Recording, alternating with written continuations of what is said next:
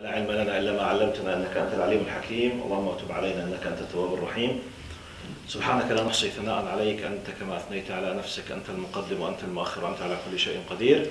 In the name of Allah subhanahu wa ta'ala, the most compassionate, the most merciful, all praise and thanks are due to him and peace and blessings be upon his beloved Prophet Muhammad sallallahu alayhi wa sallam. He who is guided by the will of Allah, no one can misguide him, and he who is misguided, no one can guide him except Allah subhanahu wa ta'ala. I do bear witness that there is no God but Allah and Muhammad is his messenger. Assalamu alaikum jami'an.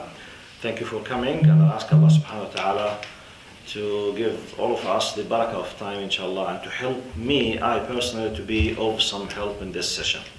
So we have about 45 minutes. The topic for today, basically, it might be a little bit maybe surprising for you. I was thinking with the topic of is it possible that Allah might change the laws of nature for me? I repeat, I will be discussing something has to do with the Islamic Arabic terminology, al-karama or al-mu'jiza. Have you heard these two terms? Miracle? Mm-hmm. Now, I will give like a small introduction why I'm planning to talk about this thing. Then I will ask you a question, then I will delve into the core of the topic. Now, to the best of my knowledge, Muslims in general, they are facing a serious problem. Habibi, can you sit in a good way? Jazakallah khair. Thank you. Barakallah fiqh. Just out of respect for the masjid, because this is the direction of the Qibla. Jazakallah khair. Thank you, Habibi. I think you do agree with me that generally, Muslims and non-Muslims generally, we are facing a problem which is the very big influence of materialism in our life, الحياة المادية, which means our lives, it's mixed amazingly with the non-religious, with the secular, with the materialistic aspects in our life. We go to study. Imagine that you do not come to the masjid. If your parents, somehow they are not religious, if God is not mentioned at your home, if you do not pray, if you do not come to the masjid, try just to imagine to delete these items out of your life. The rest of your life is basically completely connected to what? Just materialistic aspects. What to eat, when to eat, what to study, how to earn money, how to graduate, how to bring blah, blah, blah, blah, blah, blah, etc. It's just the only thing that we think. So, subhanAllah, we say alhamdulillah from one angle that alhamdulillah, our great religion gives us the balance between these two. Yet, still, many Muslims, they are facing a serious problem. In my understanding, from my experience dealing with the people, that we have a serious problem in being detached, being disconnected from our spiritual, religious life to this earthly, materialistic life. In Islam, the excellent status is the balance. Okay? Allah subhanahu wa ta'ala is saying in the Quran, or is mentioning what the people, the true believers, the Muslimin from the people of Israel, when they said to Qarun, you know the story of Qarun at the time of Pharaoh, قال وابتغ فيما آتاك الله الدار الآخرة ولا تنس نصيبك من الدنيا, which means part of our basic life that we believe that we are living in this worldly life. Then we have the barzakh, the barrier, where we have what we call the na'im and the adab of the qabr, the punishment and the enjoyment and the joy of the grave, which is, we call it let's say, the period of the barzakh.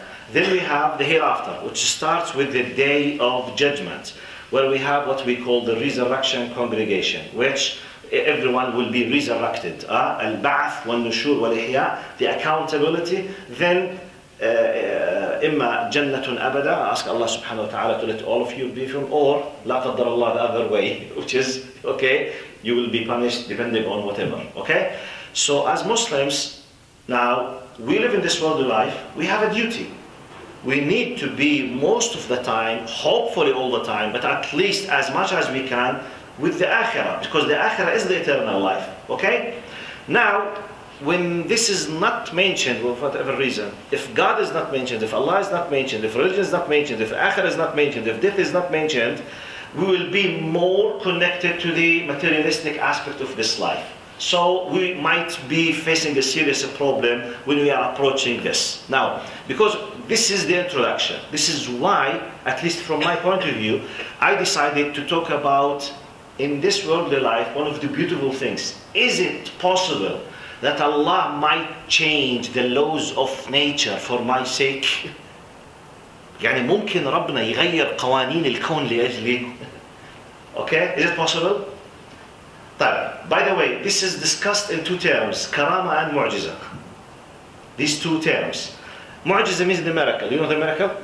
If you hear the word now, in your understanding, what is the meaning of miracle from your point of view? What do you think? I'm asking now. When you hear the word, oh, it's miracle! What's the meaning of miracle? Mu'jiza. What does it mean in your mind, your understanding? Yes? More like luck. It's like, oh, there's a miracle. Can you speak loudly? Luck? Luck? Yeah, like you got really lucky. You So it's a lucky. miracle. Ah. Very lucky. Miracle, very lucky. But what else? Okay.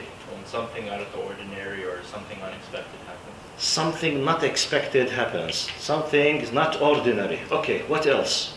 Thank you. What is mu'jiz? What's miracle from your point of view?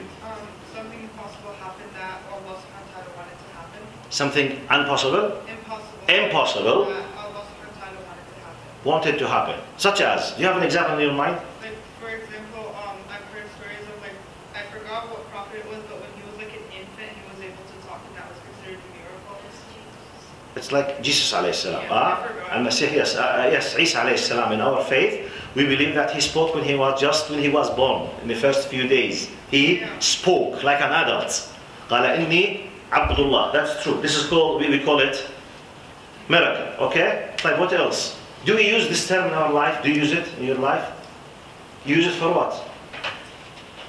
Miracle. Something you don't expect happen. You don't expect to happen. Like I didn't study and I passed my test, it's a miracle. Okay, good example. Good.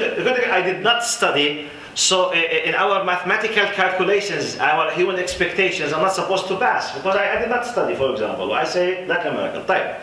Now, let me give you the terminology from Islamic faith-based point of view. Okay? From one angle, consider it like an informative talk. Then we go to what does it benefit you. Okay? Now, the word mu'jiza, in the Islamic terminology, the definition, تعريف, قال هو أمر خارق للعادة يجريه الله سبحانه وتعالى على يد نبي من أنبيائه إثباتا لصحة النبوة. المعجزة. Mu'jiza definition, it's something that breaks the law of the universe. It breaks the law of nature by the will of Allah, which proves that this person is a prophet representing Allah subhanahu wa ta'ala. Like, for example, Isa alayhi salam, as a prophet, when he was sent to the people of Israel, one of the things now, in the laws of nature, when someone passes away, when he dies, is there any medical way to bring him to life again? خلاص, death, that's it. True or false? خلاص, مات, راح. Isa alayhi salam, he was given the ability by the will of Allah بإذن الله سبحانه وتعالى وأحيي الموتى أنه أحيي الموتى بإذن الله. A dead person, خلاص, he's supposed to be buried. He spoke with him in a way. Now he came to life and he spoke with Isa alayhi salam. Some certain diseases, okay, it was impossible to be healed in his time. Just by putting his hand or by saying a word or something, completely disappeared. This is called miracle. For example, can you walk on the water? No. In our normal ability, with what we have, can we walk on the water? You can't. If someone is walking in the water, it could be called what? Mu'jiza. Can we fly without any means that helps us? Not using an airplane, using no other means, just by this. Can I fly exactly like the bird? It's impossible. If I did it, it could be a miracle. Okay, now, the definition of the miracle, it's khariq al-'ada, which means something that breaks the law. Allah does it for a prophet. to prove that he's a prophet. طيب. We have another part of what linguistically could be called a mu'jiza, but we call it in Islam karama. And this is my topic today. What is the karama? Karama, it is khariq al-'ada as well. It is something that Allah breaks the law, but not for a prophet or a messenger. For what? Normally human being, from the true believers, as a sign of honoring him. Okay? Which means good, nice, true believer who's doing his best to satisfy Allah subhanahu wa ta'ala, following the path of the Prophet in his time, doing his best, respecting Allah subhanahu wa ta'ala, doing the best of what comes under his ability, respecting Allah, loving Allah, doing what Allah loves.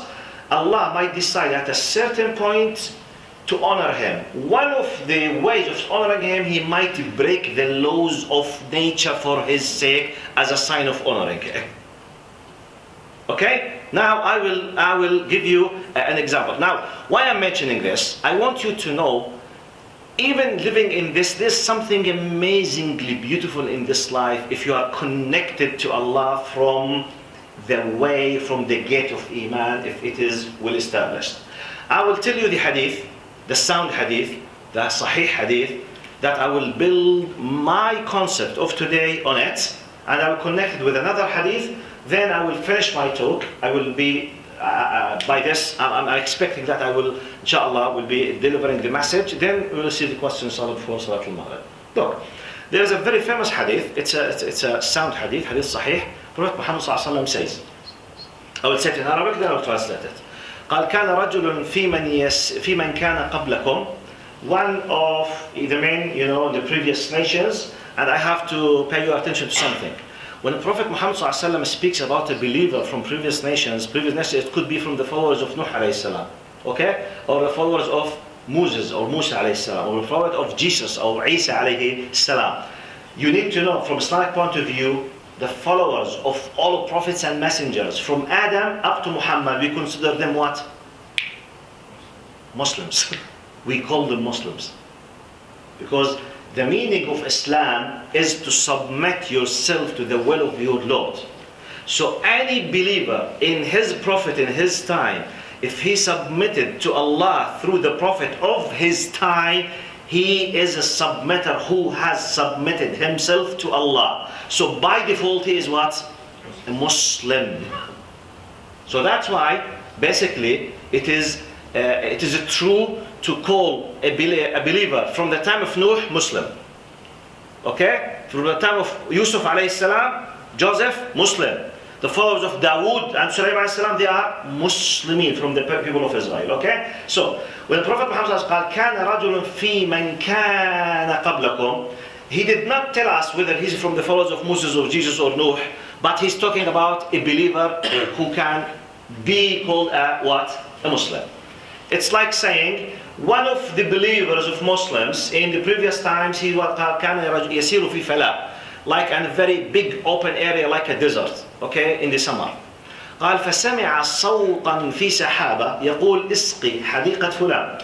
He was walking, there is like one cloud in the sky. It was summer, sunny, but sometimes you might have just a small cloud, okay? It's not a cloudy weather, it's not winter, it's not cold, but nevertheless you could have just one cloud. قال فسمع صوتا, he heard like a voice addressing the cloud, telling قال اسقي حديقة فلان. He was not able to comprehend what's happening. Sound, voice, talking with the cloud. اسقي حديقة فلان. Go and give the water for the garden of such and such person, and his name was mentioned. طبعا this person, he did not realize what's happening. قال فأنزلت السحابة ماءها في حرة. This cloud really did rain. So the rain started falling down. قال فأنزلت سحابة ماءها في حرة. The word حرة in Arabic means the piece of land which is full of stones and rocks. الأرض المليئة بالصخور والحجارة. Okay? Which contains, look, a big piece of land, just rocks and stones and full of cracks. شقوق, it's deserts rocks, stones, cracks. قال فأنزلت السحابة ماءها في حرة قال فاحتملت الحرة الماء كله. Amazingly, instead of the water being swallowed by the desert and by the stones and by the cracks, it did not evaporate. It did not go inside the cracks and the holes between the stones and something. قال احتملته, which means, amazingly, this harra, like a container, it reserved the water. قال ثم سار الماء. Now, cloud, raining, this is the harra, like a container, okay? قال then قال فسار الماء فتبع الرجل الماء. The one who witnessed this, who heard this, who saw this, kept following the water, because this is the only source of water. It's a sunny summer, clouds, desert, but yet water just here on this piece, and the water is going just to one direction. He followed the water. قال فتبع الماء فإذا الماء قد دخل في بستان. This only just channel of water is getting into like a garden. قال فرأى رجلا يوجه الماء بمسحاته. One of the tools for agricultural tools. قال he was directing the water towards, you know, the trees and the vegetations and the whatever fruits that he has. قال فسلم عليه وسأله عن اسمه فإذا هو الاسم الذي سمعه. He said السلام عليكم. He greeted him in his language. May I ask about your name? Such and such. The same name that he heard addressing the cloud. قال لماذا تسأل? He said, I heard your name. And he explained everything. Look, it's something I'm not able to explain it. How come this has happened? And I have witnessed. What's the thing that you are doing that Allah subhanahu wa ta'ala is doing this for you? Look, now let's just focus. What did Allah do for him? In the laws of nature, now we understand now. Because we know much more about what we call now physics, chemistry, agriculture, water. Now, scientifically, we know that just one cloud in the deserts, in the summer, will not give rain. You need much more clouds. You need a certain amount of temperature to be low, high. You need humidity. You need this kind of, you know, specific conditions so that the water will come. Just one cloud alone in the sky, in the summer, will not give water. It gave, which is against the laws of nature. Plus, according to the physical, chemical, geological laws of nature, when the rain in the summer comes into hot, stony, rocky, desert area, the water should face what? It's either to be evaporated or just to completely disappear inside earth, cracks and stones. خلاص. إما يبلع أو. So let's say 1, 2, 3 things amazingly. Now, okay, please tell me what is the thing that you are doing that Allah subhanahu wa ta'ala is doing this for you? قال والله يا أخي أما وأن الله قد أطلعك. As long as Allah has shown you the secret between me and him, there is a secret between him and Allah. He wasn't expecting this person. He was not expecting that Allah will reveal this secret for someone, and then the Prophet Muhammad, maybe hundreds or thousands, we don't know. Maybe he's from the followers of Nuh alayhi salam. Maybe this story has happened 9,000 years ago, maybe 6,000, maybe 7. We have no idea, okay? Because the Prophet did not tell us. He said, كان رجل في من كان قبلكم. A man from the believers in a previous time. Allah knows. Maybe at least 2,000 years. قال, he said, look, as long as Allah has told you or has been made you a witness on something, I will tell you what the thing that I'm doing. قال والله يا أخي إني لا أفعل إلا أن الذي يرزقني الله من هذا البستان قال أوزعه ثلاثة ثلث لله تعالى للفقراء والمساكين وثلث لأهل بيتي وعيالي وثلث أرجعه في الأرض لإعادة الزراعة. He said, actually I'm doing nothing more than that I divide the rizq, the substance that Allah is giving me out of this garden, the fruits and the, you know, vegetables, whatever He's planting, okay? I divide them into 3 parts. 1/3 for the sake of Allah. I donate as a sadaqah for the poor and needy people. 1/3. The other 1/3, it's my food for my family and my kids. The 1/3 part of this, I use it as seeds, and I, to plant again next, time or next season. And that's it. The story is finished. My comments, because he was so sincere with Allah. Now focus, please. Now highlight what I'm saying. He was so sincere, so beloved to Allah to a degree, he was donating third of his budget. It's like someone who's earning $3,000 on monthly basis, donating $1,000 every month, which is third of his budget, third of what he's receiving. Allah was so happy from him to a degree. He honored him by changing the laws of nature for his sake. He did not do something that the person, look, now if you want to take it from Islamic point of view, the obligation, the obligatory zakah is how much? 2.5%, which means every 100, let's say dollar, you have to pay just $2.5, which is nothing.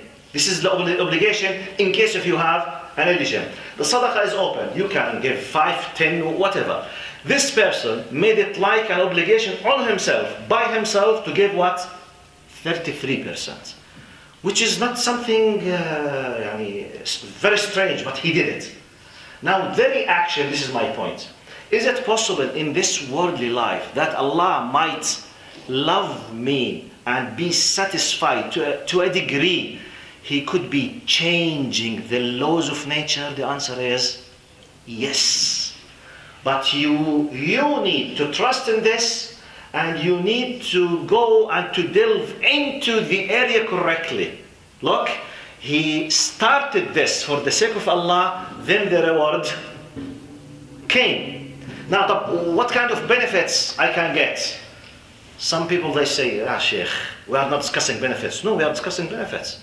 Because by the way, when we talk about rewards, hasanat, and sins, sayyi'at, it's a matter of what we benefit and what we lose. True or false? And by the way, when we pray, we say, إحنا مجازا, metaphorically we say, نحن نصلي لوجه الله. This is تجاوزا في اللغة. Practically, we are praying for the sake of what? Does Allah need our prayer? Do you think the divinity of Allah will be lost in case if I do not prostrate for Him? يعني أنا أسجد لله هل تنقص عظمة ألوهية الله? No. So I'm praying for my own benefit. Because I want Allah to be satisfied with me. I'm following what satisfies Him. Actually, I'm benefiting myself. I'm not benefiting Allah. When I do the good thing or the bad thing, it's either I'm harming myself or benefiting myself. So, my point, I need you to know, from Islamic faith-based point of view, Allah easily can change something you can't even imagine in case if you deserve. Like what? Let's take a simple example. That's why I ask you, your example. You talk about the tests. Now, in our human abilities, I have a final exam. Let's say I attended just 50% of the classes. I did not see the textbook. I did not prepare myself for the final exam. I was so busy, I had a headache, and I forgot the time of the final exam. Someone reminded me just 10 minutes before the final exam, and I went there, very nervous, no study, no attendance for 50%. I had no idea what the text spoke. In our human calculations, what is the possibility not to pass, to be the first? 0%. Seriously, what is the possibility to be the first? It's 0. Unless if I cheat. Forget this. The possibility normally to be the first is what? It's nearly impossible. Here I will give you, could the concept of karama that can be translated in English, at least for you, miracle, mu'jiza, happen now? Yes. Do you know how? Do you know how?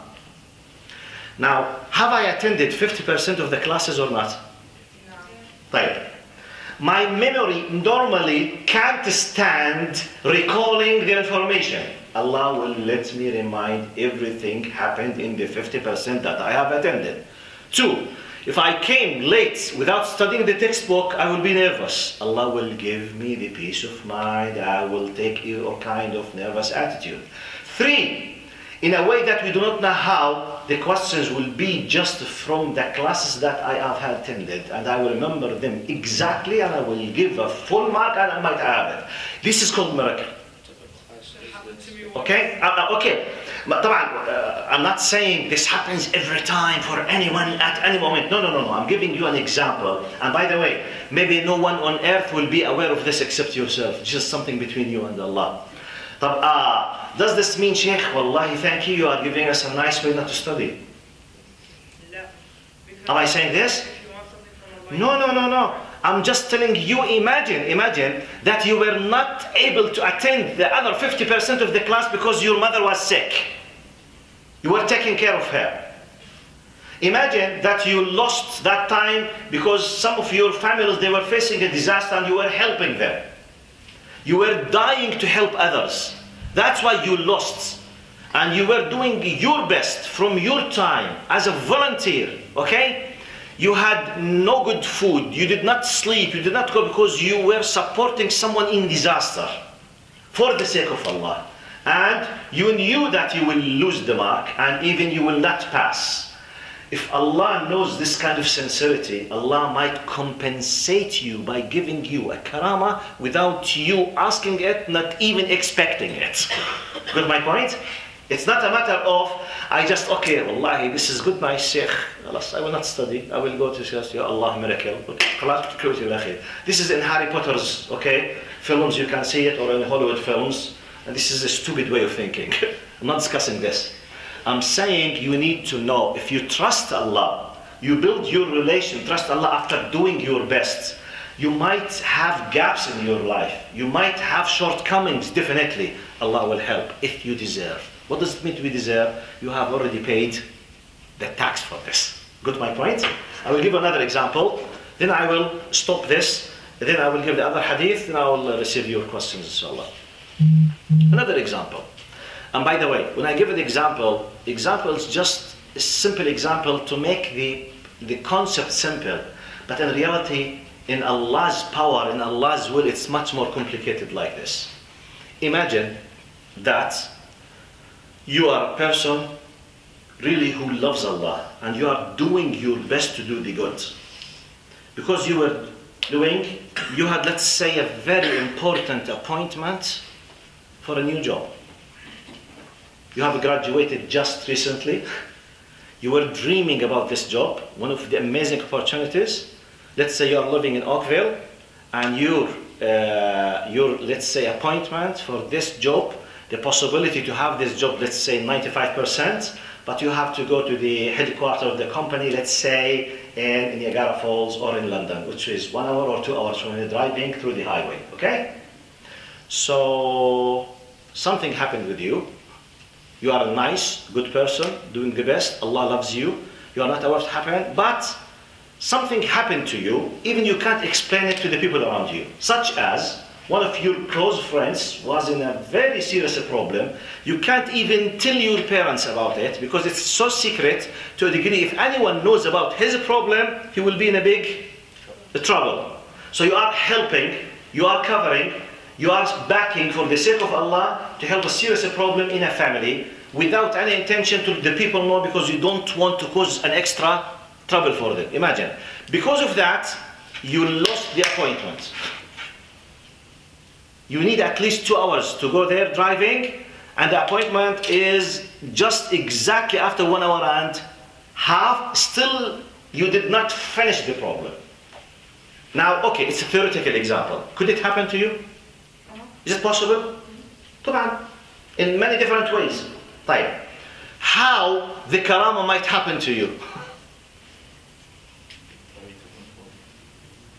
How? Yes, give me expectation. When Allah decides to interfere for your sake, how? Maybe it happened that the problem was solved fast, and then the highway was like clear, so there was no traffic, and you were able to make it in time. One of the possibilities. Normally, at that time, the highway is completely banned, and that amazingly it was open. For example, what else? Yes, sister? The appointment was moved forward. Exactly, another one, yes. Out of your expectations, with all the restrictions that they have, it's has not happened not even once in their life. They phoned you to apologize. Sorry, sir, we had a very serious problem. The manager who was supposed to interview you had a problem with his kids. He had to go to the hospital. We need to make the appointment at least 3 hours forward. Please forgive us. Forgive us. Forgive us. Good, my point? Right. If you want to make, there's no need even to apologize. Okay, I will think about it. See, this is karama. Or a car accident might happen on the highway and it will be closed officially by the authorities for 4 hours. Was it your fault that you did not go to there, or the highway was closed? And it's announced in the GTA. Please don't use the highway between Ontario, between Oakville or Mississauga and Niagara Falls for the coming 3 hours. Is a disaster car accident that caused, let's say, for example, harm for about 100 cars. And everyone knows about that. So there's even no need to apologize because they don't. Is it possible that Allah really might cause a problem with someone so that they apologize from you, they change the appointment? This is the karam. Got my point? How does it happen? I don't know. It's Allah's job. It's Allah's will. I don't know. The problem is you trust in Allah, do your job, keep doing. And by the way, the karama or changing the law is not something that you seek. You don't ask. You don't plan for it. It's Allah. It's just Allah. If He decided to give you like a gift, it's His decision. You don't know that will happen. You have no idea how it happens, by the way. But when it happens, Allah will send you a message that this has been done, especially for you. How can I know, Sheikh? Allah will let you know. Don't worry. Don't worry about this. This is Allah will let you know. Because subhanAllah. This is the message, okay? Yes, sister. I wanted to give an example of like karama that you were talking about. Can you speak loudly a little bit just before the recording? So, for an example, I remember once when I was younger, me and my mom and sister were going to like the mall or whatever in America, and we actually had a flat tire, so we couldn't go out to the highway to get to the mall. And later on, at night when we were watching the news, we found out that the mall actually had a shooting in it that day. Wow! Wow! Shooting! Yeah. In It was in America. La ilaha illallah. By the way, this is exactly. Thank you. This is a good example. Allah protected you from being there, regardless what happened there. I mean, Ya Allah, what if I was there? What if I was there? Maybe I lost my life. Maybe I was part of my. I don't know. Maybe I'm completely disabled now because I had a bullet here in my. Or whatever. Allah, subhanAllah, something happened. Allah just protected you from being there. And Allah let everything goes in His will. Is it possible? Yes. Definitely yes. So I need you just to pay your attention to the fact that this universe is the creation of Allah. The laws of the universe is part of Allah's decision, and when Allah decides to let them stop, they will not work unless with Allah's permission. I will give you another example from the Quran. Now, the very traditional examples that we used to study in the textbooks, the religious textbooks, like the faith books, okay, the aqidah books, for example, part of them is like saying, قال النار تحرق والماء يغرق والسكين تقطع. Now, by the laws of nature, when you have a smooth thing, soft thing, and you have a sharp metallic thing like a knife, does it cut or not? Does it cut or not? قال السكين تقطع. طيب النار تحرق. Fire. It was created, okay, to burn. Fire burns. Water, if you are inside the water having no oxygen, without any kind of extra helping means, basically you will what? Drown. Yes. You will drown. He's sinking now. He's losing his life. Now, When the people of Abraham, peace be upon him, when they decided to punish him because they were worshipping the fire, what did they say? Allah subhanahu wa ta'ala, they threw him inside the fire. Allah subhanahu wa ta'ala said what? قال يا نار كوني بردا وسلاما على إبراهيم. It is fire. Fire was created to burn. It did not burn Ibrahim alayhi salam. How? Allah is the one who gave the nature for the fire to burn. Simply, كوني بردا وسلاما. For Anbiya, okay? For the ordinary people like us, it could be, we call it what? Karama. They share the same nature in terms of breaking the laws of nature. It could be something very obvious and very huge. It could be simple. Maybe no one notices it, but you will notice it. You will feel it. Got my point? Do you have any question about this concept? As I told you, now my point is just to give you like a good news, glad tidings. That if you are a believer, it's not a matter of just theoretical, philosophical things, just to go to the corner and keep saying some certain things. It has no benefit. No. It does have amazing benefits. But you need to know how to tackle it. You need to know how to deal with it. You need to know how to get into this system. وَلِلَّهِ الْمَثَلُ الْأَعْلَى. It's like you, if you want to achieve high scores, to be, for example, upgraded in one of the best companies on earth, you are in a very simple start. Let's say there is 10 levels of, for example, levels in this site company. You are in level 1. You would love to be in level 10. Basically, one of the basic things that you must be doing on a daily basis is what? What can I show me? Working hard. Okay, let's analyze working hard. What do I mean by working hard? First of all, do you have to be disciplined or not? Yes. Coming on time, following the rules, obeying the commandments, respecting everyone else in the company, not breaking the law, not messing around, not the do's and don'ts. Is it something basically from working hard or not? Working hard, is it to attend on time? Is it part of the working hard or not? Attending on time.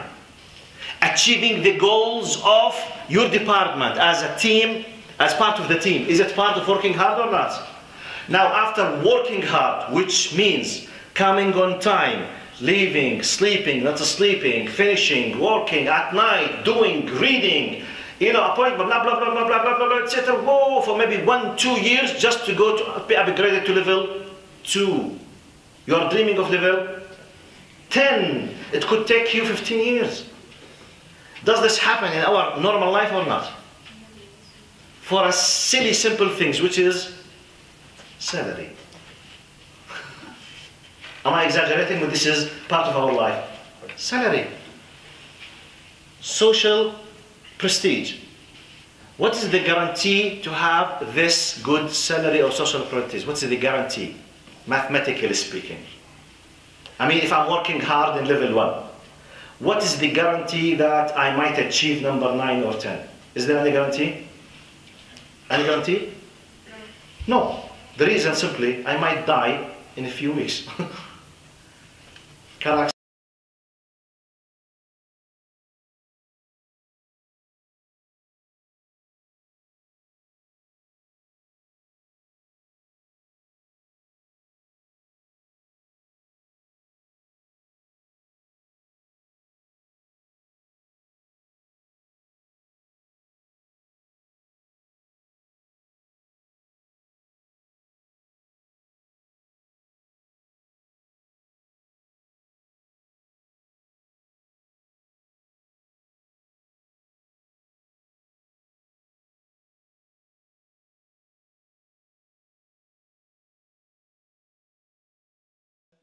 Any comments, any example, something you agree upon, or you have something you would like to ask about? Sorry.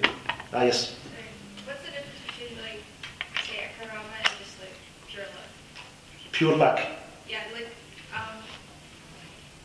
so, like, if I didn't study for my test because I didn't study for my test, not because I had something to do, and I passed, it's not really... Okay, good. It's like I'm being rewarded for something bad. Good. No. Look, now, she's asking about the difference between a karama and being a lucky person. Lucky person has nothing to do with breaking the laws of nature. It could happen, but maybe you don't expect it. It did not come to your mind. It did not come to your mind how it could happen with this easy. But the karama, it's something, even you think about it, even if you want to make it, normally you can't. Or it's impossible even to do it in your normal abilities. You got my point? It's like, for example, generally speaking, do we have some kind of cancers now? They have no medication or not? Yes. Now, some certain types of cancer, you can't, I mean, there is no medicine for them. Just they give you some kind of medication to reduce the amount of pain, and that's it. And they tell you, for example, you will pass away within, medically, according to our records, you are expected to pass away within 3 months, within 6 months, within 1 year. Does this happen or not? Especially with cancer. Right.